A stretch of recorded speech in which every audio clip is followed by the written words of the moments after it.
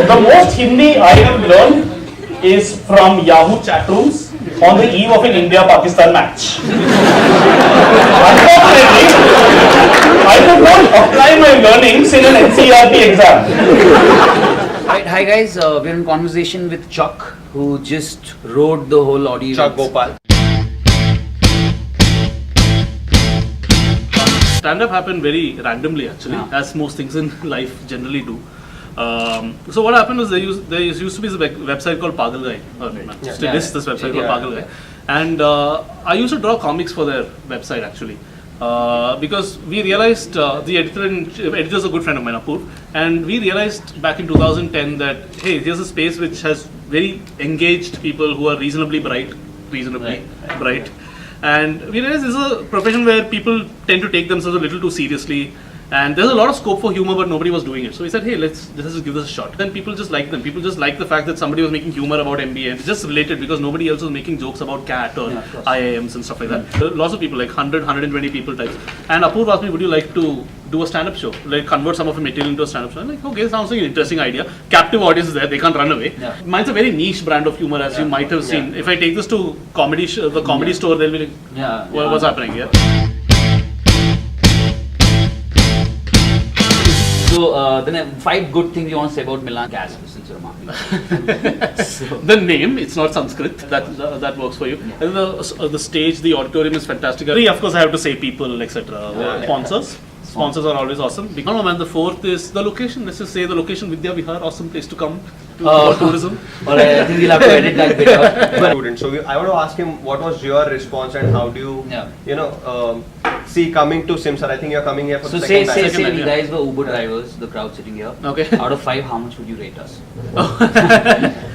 I really like the response, and it was a reasonably full auditorium. So I would say 4.5. Oh, I thought you guys reacted to a lot of the stuff well, which is good for me.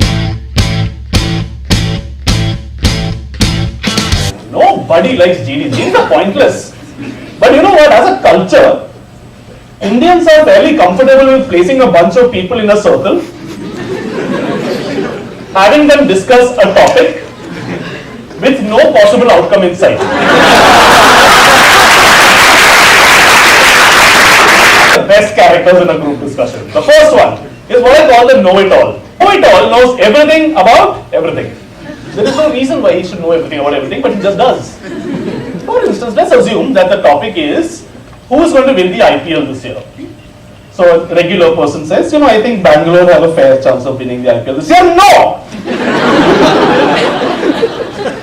My calculations have shown 22.96% of the time the team in red will lose.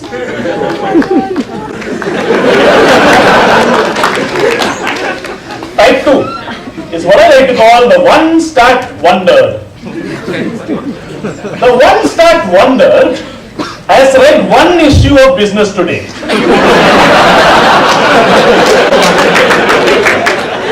He has read one article from that one issue of Business Today, and he remembers one statistic from that one article from that one issue of Business Today that he's read, and he will find a way to use that one statistic from the one article.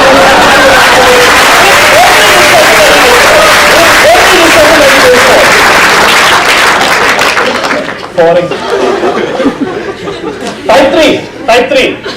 Timid little boys are those little boys who just sit in a corner like this. Don't hurt me. You just carry on with the topic. Just photograph here.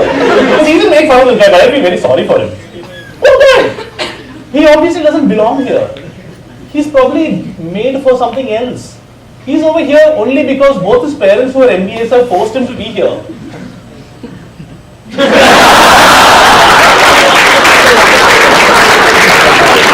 And this is my favorite character, I don't know about you guys, is the moderator.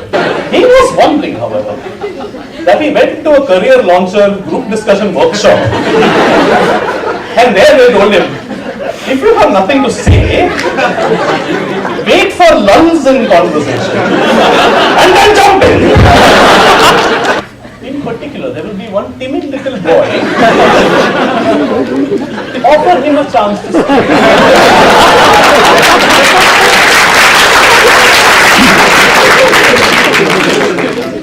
I would like to give PI, but I think the PI is the easiest thing actually. See, what is an interview supposed to do? It's supposed to test whether you're 1, fit for a B school, 2, fit for life after B school. For each of these, you just need to ask one question each. To see if a person is fit for a B school, the only question you need to ask is, can you think of any Sanskrit name that has not been used for a B school fest name?